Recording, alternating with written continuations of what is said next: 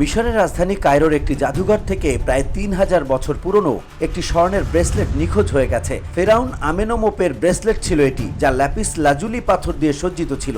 ঘটনার পর থেকেই দেশ জুড়ে তোলপাড় শুরু হয়েছে। ব্রিটিশ সংবাদ মাধ্যম বিবিসির প্রতিবেদন থেকে এ তথ্য জানা গেছে। সর্বশেষ জাদুঘরের পুনর্নবীকরণ ল্যাবরেটরিতে এই ব্রেসলেটটি দেখা গিয়েছিল। এই ল্যাবরেটরি থেকেই সেটি নিখোঁজ হয়।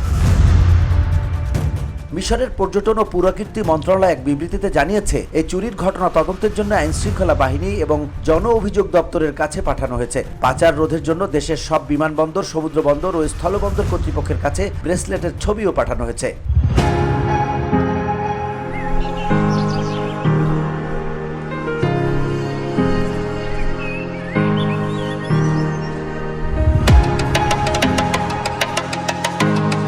জাদুঘরের মহাপরিচালক জানান, সামাজিক যোগাযোগ মাধ্যমে নিখোঁজ ব্রেসলেটটির যে ছবি ঘুরছে সেটি আসলে আসল ব্রেসলেটটির ছবি নয়, এটি জাদুঘরের আরেকটি প্রদর্শনী ব্রেসলেটের ছবি। এই ভুল ছবির কারণে জনমনে কিছুটা বিভ্রান্তি তৈরি হয়েছে।